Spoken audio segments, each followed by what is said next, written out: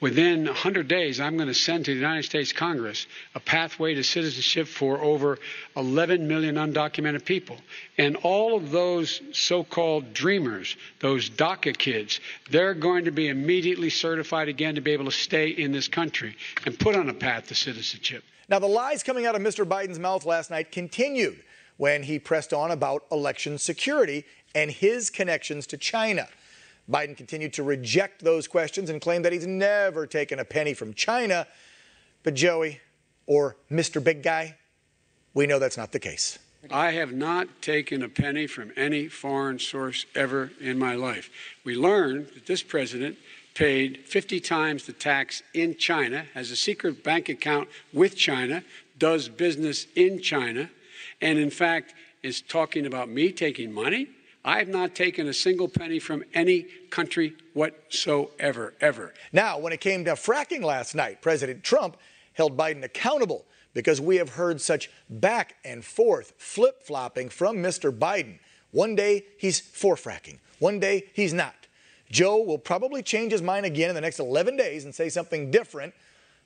But just take a look at how he chose to explain himself on fracking last night. What about fracking? All right, let me allow Vice President Biden to respond. I never said I oppose fracking. You said it on tape. I did. Show the tape. Put it on your website. I'll put it on. Put it on the website. The fact of the matter is he's flat lying. Would you rule out banning fracking? I do rule out banning fracking because the answer, we need other industries to transition to get to ultimately a complete zero emissions by 2025. Excuse me, he was against fracking. He said it. I will show that to you tomorrow. I am against fracking. Until he got the nomination, went to Pennsylvania, then he said, but you know what, Pennsylvania? He'll be against it very soon because his party is totally against it. Fracking on federal land, I said. No fracking and or oil on federal land. Now, one of my all-time favorite highlights from last night was when the president said that he only ran for the office back in 2016 because of all the damage done by an Obama-Biden administration. Joe, as we all know, been in politics 47 years, 8 of those serving as vice president. That's right, a heartbeat away. But now he expects all of us to believe that he has all these great ideas that are now going to fix our nation. Really? Come on, man. You guys did nothing. We did. You know, Joe, I ran because of you. I ran because of Barack Obama, because you did a poor job. If I thought you did a good job, I would have never run. I would have never run. I ran because of you. I'm looking at you now. You're a politician. I ran because of you. Here now to talk more about the moments from last night's final presidential debate and how each performance might impact the upcoming election, along with the Hunter Biden laptop scandal. My first guest of the evening, he is the president of Americans for Limited Government. Love that title. Richard Manning joining the program. Hey, Richard, how are you, sir? I'm doing great. Thanks for having me. Thanks for coming back to Real America. We really appreciate it. Where do we begin? Let's see. It was not the debacle we saw like in the first presidential debate. It was much calmer. The moderator was a lot more controlled and not as biased, maybe just a smidge. And I think the president knocked it out of the park and left Joe Biden in the dust. Your take on last night's debate? Well, I think you're right on. The fact is the president needed to prove he was the president. And I think he reassured everybody that not only is he in complete control of himself, he's in complete control of the facts. He was able to really run circles around Joe Biden when it came to actual facts about problems that really face America. I was particularly impressed how he talked about how in America, we need to figure out how to live with the coronavirus rather than hiding in fear from it. How we need to protect those who are most vulnerable while having everybody else being able to go back to living and not having our country destroyed by cheating our children out of their education and killing our business community in such a way that it will take a generation to recover. So I think he was right on target. I think most people are desperately trying to get back and how to adapt to the coronavirus. And that's the message that the president gave rather than the dark message that Joe Biden gave that, you know, a shutdown is coming if Anthony Fauci says he wants it done. Yeah, he even used that adjective, we have a winter of darkness ahead of us, it's coming. And that was the thing I think you and I spoke about several weeks back after the DNC and RNC conventions, how it seemed the RNC left you with inspiration, and they actually talked about light and hope, which, I remember that word about hope and change coming from another president. But anyway, and then the DNC, we're talking about darkness. We're in a period of darkness. That came out of that convention, and Joe is still spewing that nonsense. I don't think Americans need to hear that we're in this dark period. But let's talk about and touch on what you just said when it comes to moving forward and keeping the country open, because we have to learn to live with this virus, not keep closing down, opening back up, closing down, like the state of California keeps doing with their dictator governor there.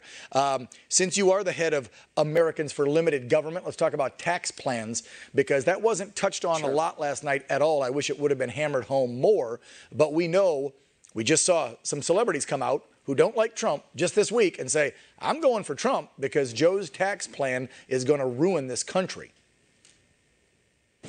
Well, it definitely will, and here's the key. You know, the idea that he's going to keep the taxes, only raise taxes on people who make over $400,000 is a complete fraud. The money is in the middle class. And in order to raise the kind of money he says he wants to raise, you have to raise taxes on the middle class. That's just a fact.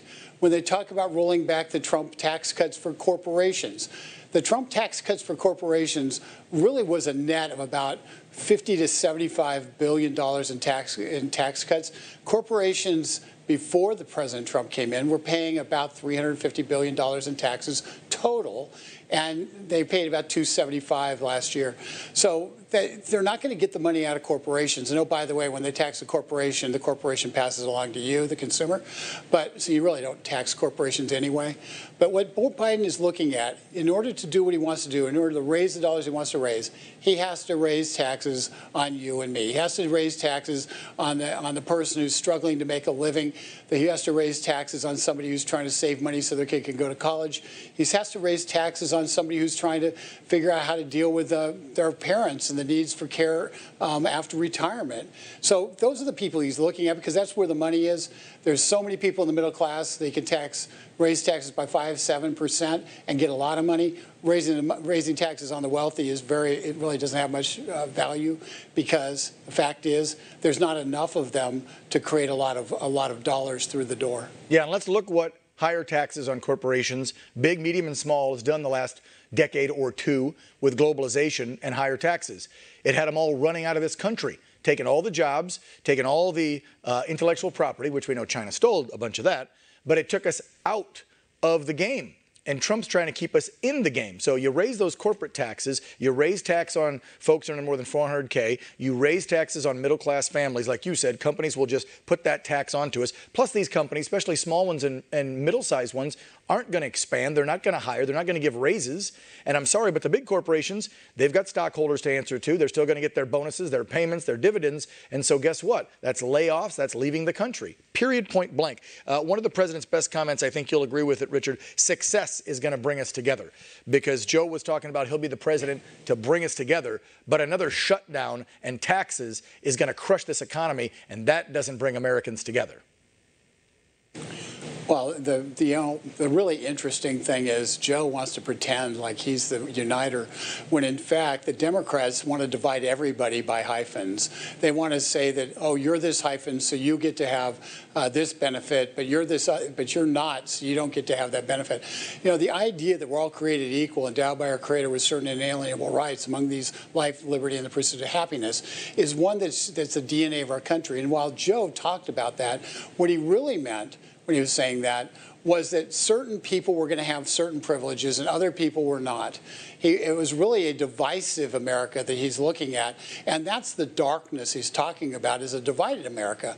The fact is, Donald Trump is exactly right. When the African-American community has the lowest unemployment rate in history, as they did in February of 2020, when the Hispanic community has the lowest unemployment rate in history, as they did in February of 2020, before the Chinese virus hit, when there's more women in the workforce than ever before, as it was in February of 2020, that's when you find commonality because we all pull together. We all have the same kind of challenges. We're in the same workplace. We're working together. You don't have to force integration. Integration occurs as we work with people, as we deal with people. And that's how we end up becoming together and uniting. Because the fact is, underneath our skin, we all are humans created equal. And Donald Trump knows if we provide equal opportunity for people, we will, in fact, create a system that is much more equal in how people are treated. That's right. When you set up the system and try to say, you're a victim, so we're going to help you more than folks over here, instead of just creating a level playing field where everybody's earning more, everybody's fair and equal, that will create more equality, brotherhood, sisterhood, and camaraderie with your fellow American. I totally agree. Richard, they're giving me the hard rap. And it's a Friday. We got a bunch of guests to get to, but I appreciate you always coming on the program. Richard Manning, the president of Americans for Limited Government. You have yourself a great weekend. What do we got? 11 days to go, man. I'm biting nails. 11 days. Let's keep pushing. Thanks, Dan. Thank you. You take care. Be safe. As we learn more and more about the Biden family connections to China and cash flowing directly to Hunter and the big guy. We know who the big guy is, Joey from the block, of course. This now sheds more and more light on why the former vice president may be compromised. Straight